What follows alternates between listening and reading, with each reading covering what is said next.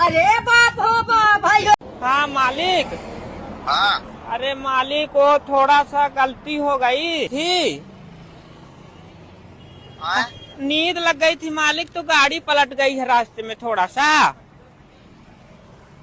Finally हमने ये तो रिपेयर करके लगा दिया और बिल्कुल सेट है, कोई दिक्कत नहीं आई। थोड़ी सी दिक्कत आई थी, नीचे जा रहा था डिग्गी पर, मैंने ऊपर कर दिया, बिल्कुल सेट है। ये हमने रिपेयर करा, वेल्डिंग करा था, बाकी